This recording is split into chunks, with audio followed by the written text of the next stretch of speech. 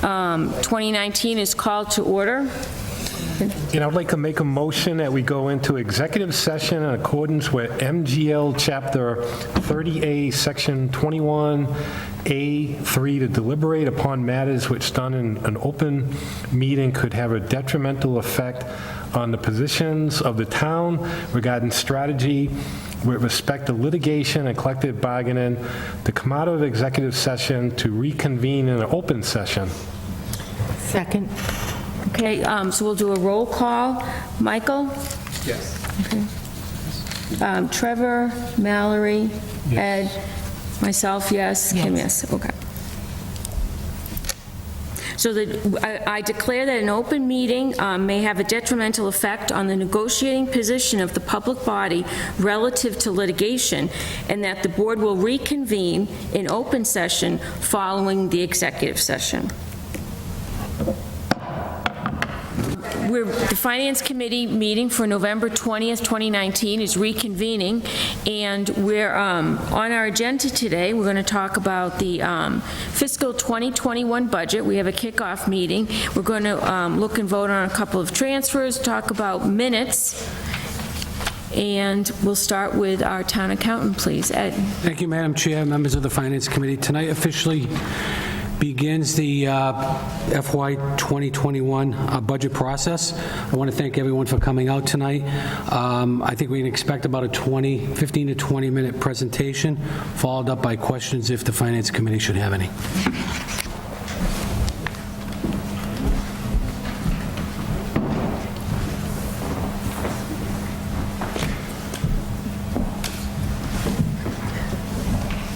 Okay.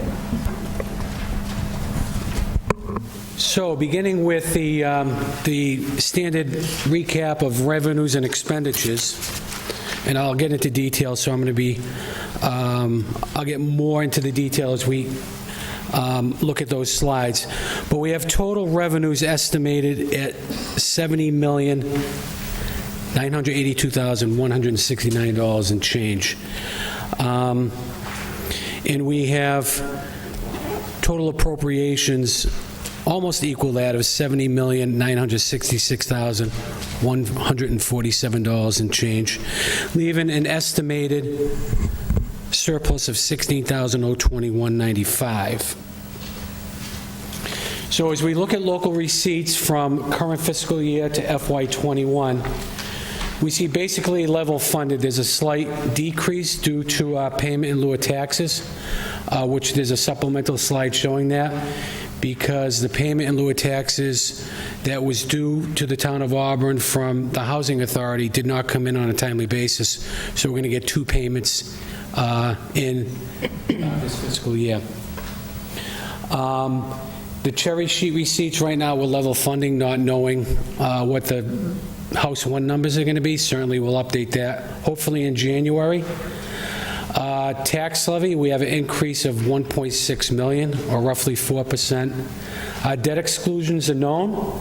It's almost level to what it was in 20, roughly a $4,200 increase.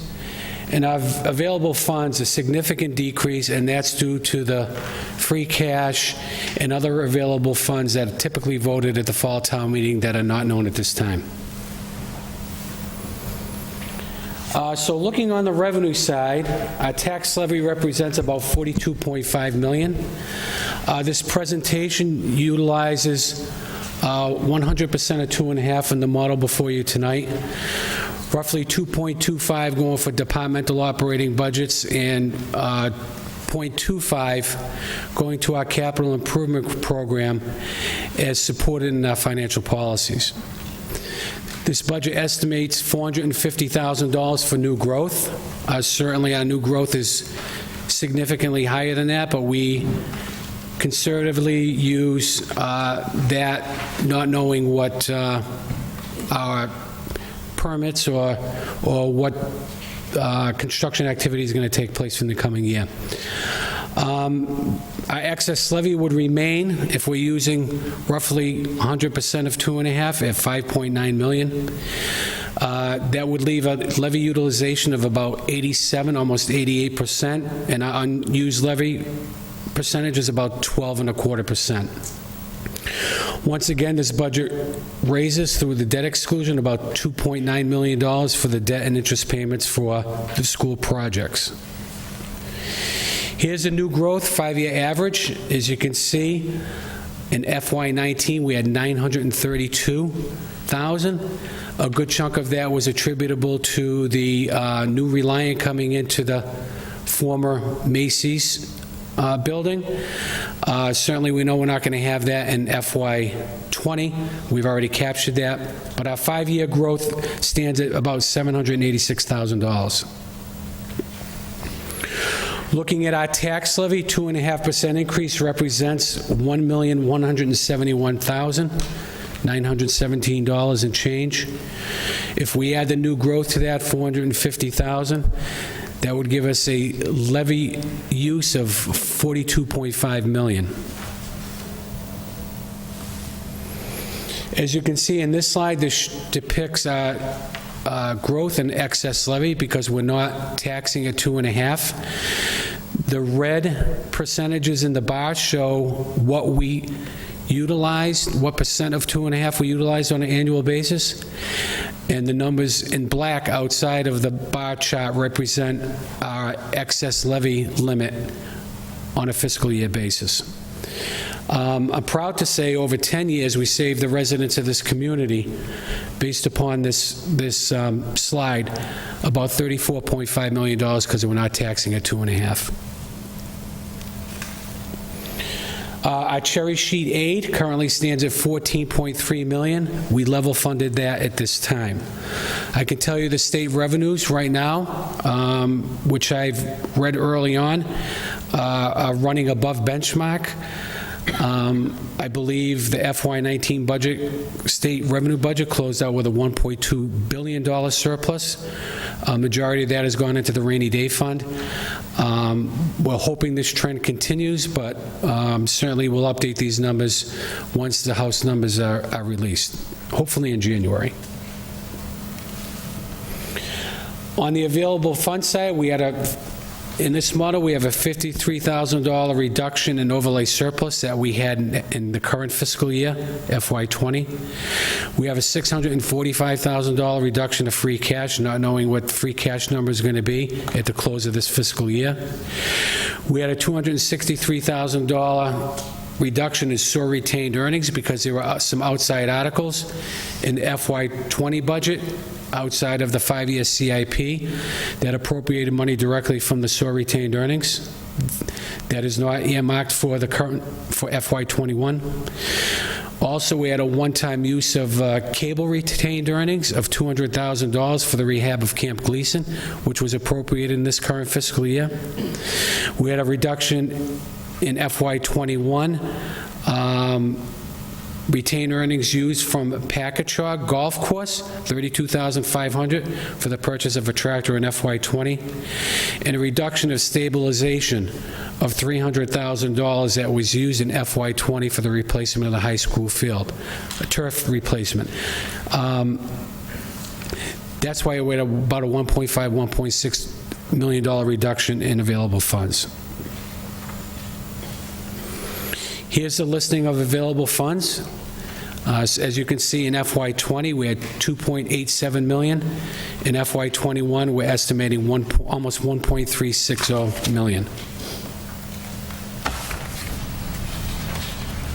As I alluded to earlier, we level funded all estimated local receipts with the exception of the pilot payment. We doubled up in FY20 to a level of $85,000. We're peeling that back because we had a double payment in FY20 from the Housing Authority. Here's an itemization of our local receipts. I don't know if you can see that. It's kind of tough to read.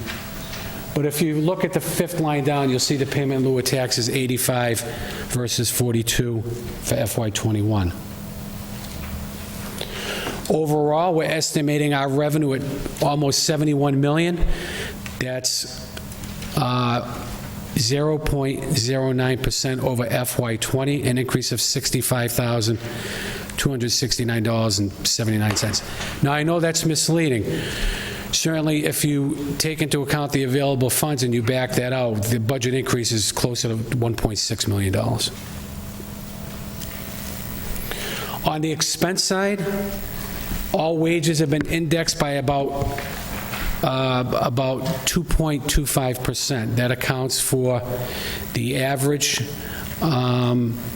amount that's been negotiated through COLA and through some other wage items that are recognized in the negotiated contracts. So if you look at 816,000, that absorbs about 73.50% of the total allowable 2.5.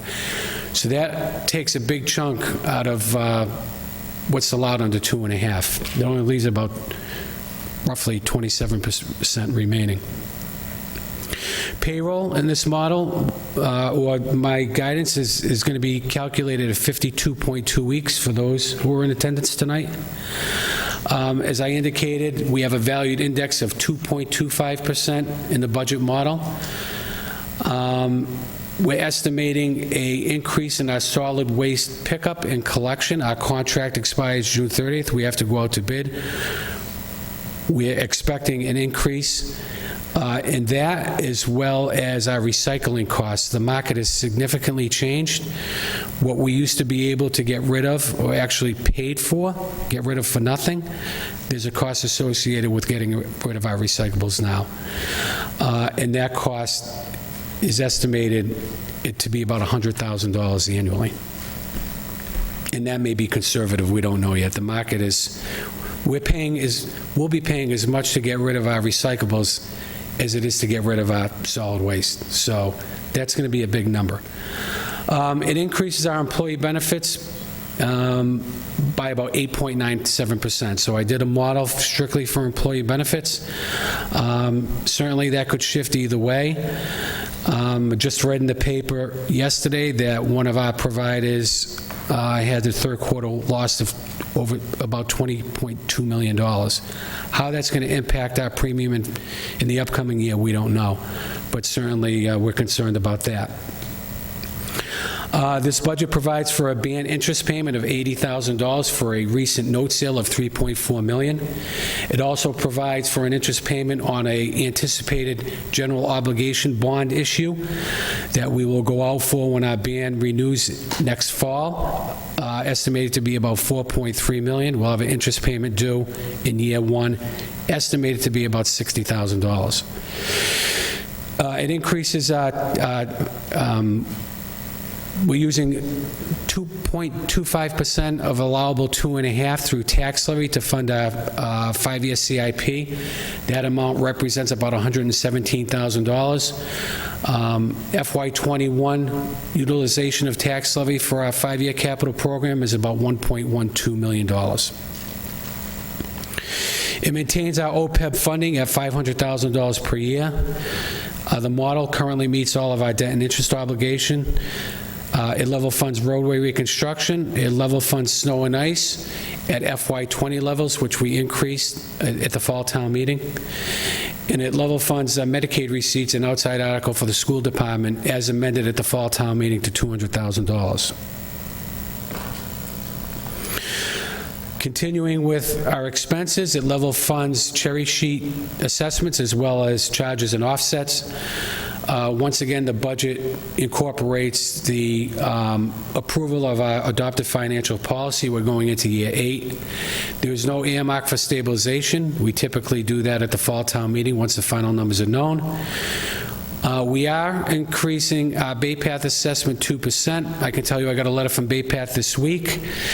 The final numbers are going to result in about a $6,000 increase in our assessment, above and beyond what was improved at the annual town meeting. So I'm going to have to come in with a transfer as a result of that notification. And right now, our level funds our Norfolk Aggie assessment, not knowing if there's going to be any future enrollments in that program as well. On the expense side, this just lists by departments. It's level funding all departmental budgets, there is an index for the wages, which I'll pinpoint as we get to that slide. But as you can see on this slide, there's a 2% for Bay Path. Some of the comments on this slide are level funds, Norfolk Aggie.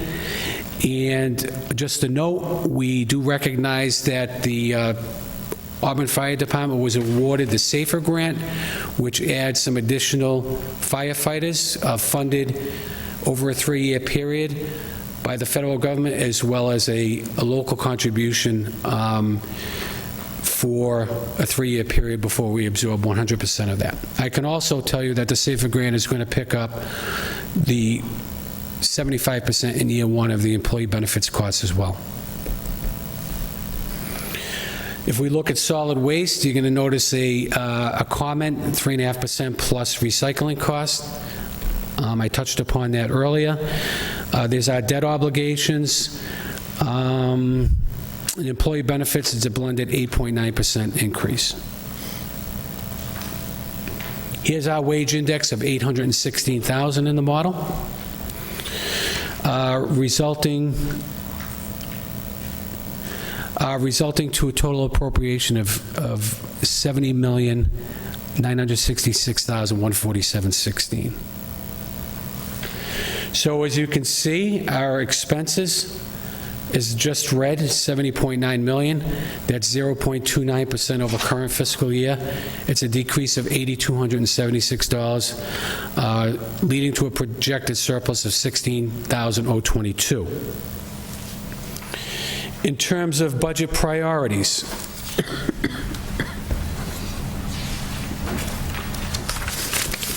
so there's a lot of budget uncertainty as it relates to legal. We're in mediation with 2 bargaining groups. There's some uncertainty relative to that. Some insurance policy premiums as a result of pending litigation. And solid waste collection, contract, and recycling costs. As a result of that, we've been given guidance by the Board of Selectmen at their last meeting, who are concerned about unanticipated and unknown expenses. They asked that the town and school curb spending, no extras, minimize the use of Proposition 2.5, and continue OPEB and to increase legal costs. Other priorities, we continue to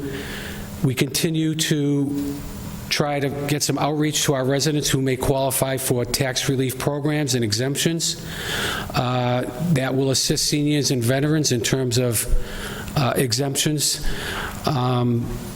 to annual property taxes. We continue to increase the town's reserve accounts, that being OPEB, stabilization, and SPED reserve account. We continue to look at rehabbing and upkeeping our town facilities.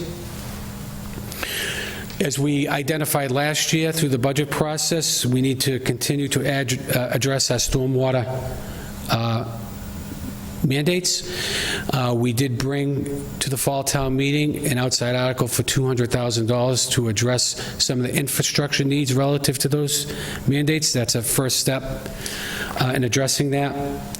We're going to continue to minimize our utilization of Proposition 2.5 as best we can.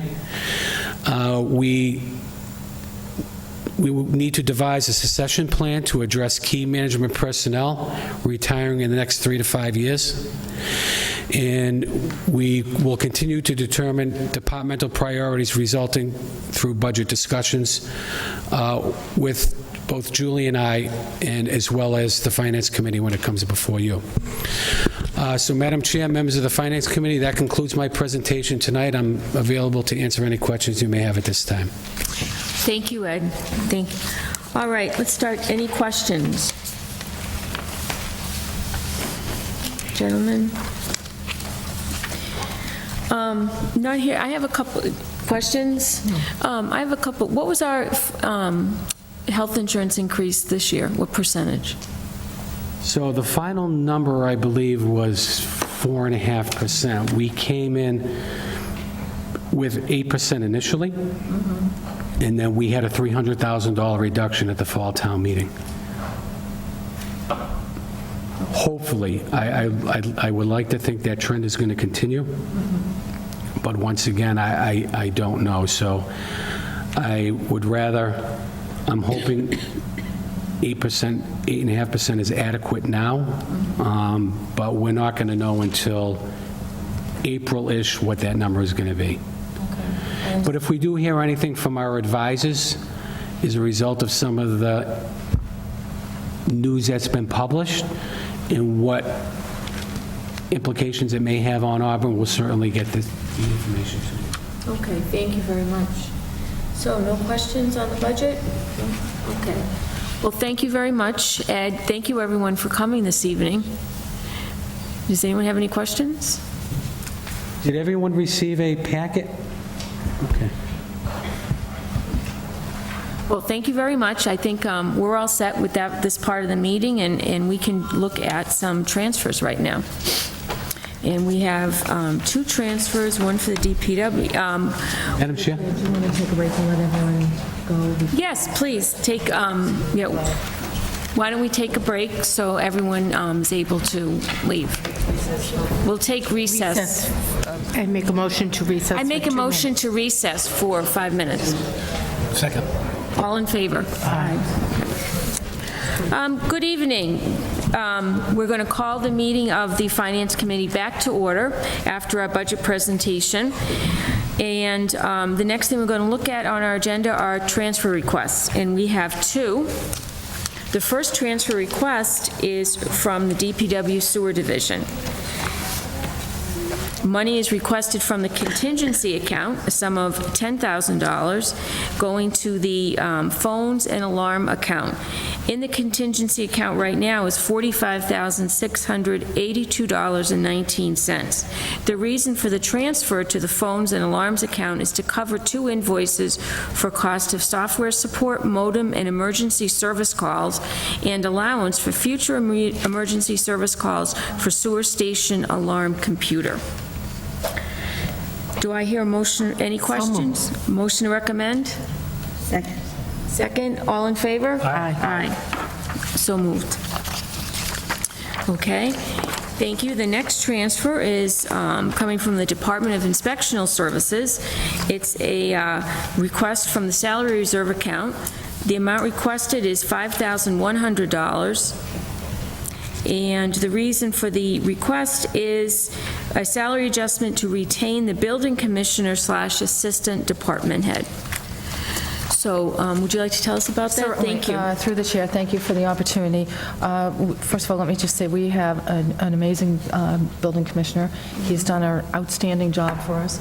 We have also made a significant investment into his training and certifications, and every year he's required to get certain certifications, certain classes, and statewide I can tell you that there is a shortage of building commissioners. It's one of the positions that communities are having a very difficult time filling. So there's a lot of poaching going on. We try to stay up with our salaries as best we can. As you know, we do fall behind because, especially with positions like this where it's competitive, we end up falling behind because as competition increases, the salaries increase, and before you know it, we're behind again. So in this specific case, we would very much like to keep our building commissioner. He's excellent. He's an important and critical part of our team. Not only is he our building commissioner, but he's also the assistant director of the Department of Development and Inspectional Services, so he wears 2 hats. I would tell you that Auburn is one of the busier communities when it comes to building permits. We probably have about 1,000 a year, which is significantly more than other communities. In this particular case, our building commissioner was offered a position in a neighboring community for significantly higher salary than we are offering, for fewer hours and less cases. The building commissioner, thankfully, would like to stay in Auburn, but obviously and understandably has to consider his family and his family situation. But for us, we've made this investment, and if we don't keep this building commissioner here, we will be going out into a market where we will have to pay a salary that's competitive. We did another salary analysis when this happened, and we determined that the salary that we're seeking to pay now would be in the ballpark of other communities. I'm not going to tell you it's as high as some others, and I thank the building commissioner for acknowledging that it's not, but still wanting to stay here. He's a valuable part of our team. He does above and beyond what we've asked of him. We don't want to lose him, and we also recognize if we do lose him, we're not going to get anyone with those kinds of certifications. We'll have to start all over, take another 5 years to get somebody certified, pay that amount, and it's a never-ending cycle. So we are happy to ask for the increase to retain the building commissioner here in Auburn. Okay, great. Any questions? Motion to approve? Second. All in favor? Aye. Aye. So opposed? No. Thank you. Thank you very much. We appreciate you acknowledging. We will come to you occasionally. We try to look at everything every couple of years and do a broad base on all the salaries. We will probably have a couple of others that we might have to come in. Again, sometimes the economy is changing faster. The unemployment rate is really affecting all of our positions because there are not as many eligible qualified candidates out there now as there are positions that are becoming more competitive. So we appreciate it. Okay, thank you. Continuing, let's see, what's next on the agenda? We're going to talk about minutes. We have minutes from 3 different meetings here, and these were emailed to us also, March 20th, March 27th, and April 3rd. Does anyone have any questions on the minutes? Okay, so we don't need to accept them, but if you do have any questions, you can certainly bring that up later. So now, we're almost ready to adjourn. Any questions, anybody? When do we expect budgets to be coming our way? The latter part of February. So I think we're scheduled to submit it to the board February 10th, and then 2 weeks after, I believe, we're looking for a transmittal to the Finance Committee. So if you follow that out, then we're looking at, so that would be the 24th, we're looking for a vote, so you could probably start on the 26th. Okay, thank you. Through the chair, if I may, can I Yes. add one thing? I'm sorry, it's Yes. not on the agenda. The Board of Selectmen this coming Monday will be voting for a special town meeting that we want to make you aware of. The date that we are asking them to vote on would be Tuesday, January 21st, with a snow date, hopefully one, of January 22nd. Now, recognizing that that is traditionally, for DPW, a tough time of year and can have snowstorms that last several days, we're going to add a third tentative snow date the following week just to cover ourselves. I do want to explain quickly what this is all about and why it's so critical, and we're going to be working really hard to make sure we get a quorum. We will have the board vote to open the warrant, probably leave it open for a week, and then close the warrant. We do only anticipate one article, and that's the reason we're doing this. As you may recall from prior town meetings, particularly the last one, we have a major reconstruction project of Auburn Street coming up through the Mass DOT, and we were slated to begin in 2021 with most of the construction coming in 2022. The state has reached out to our DPW director, Bill Coyle, and told him that they could move our project up by an entire year if we could be ready to go by the spring. And by ready to go, that means we have already allocated the $1.2 million for the additional improvements. The state is, and I don't want to throw out numbers yet because we don't have them exactly, but there are other projects that didn't happen in the region that the state is now willing to give us additional money toward our project because they have to expend it by the end of the year. What we need from town meeting is the authorization for the Board of Selectmen to go forward and do the right-of-way takings that are needed to complete the project. So we have the funding to do the takings. That was part of the $1.2 million that was approved in May. Now we need the authority to actually take those takings. We didn't do it previously because the project was a year out. So our intent initially was to come in at the annual town meeting in May, put it as a regular article, and get the authority to do the takings. The state is now saying we need to get those takings done and completed and certified by June, and if we can do that, our project's going to start next fiscal year with the potential to go out to bid over the summer, fall, maybe construction starting before the snow flies next year, and if not, definitely the following spring. And the project now is probably up to about a total of $5 million initially from a $3 million project. So there's a financial benefit to moving forward on it. So that's why we're having having the special town meeting.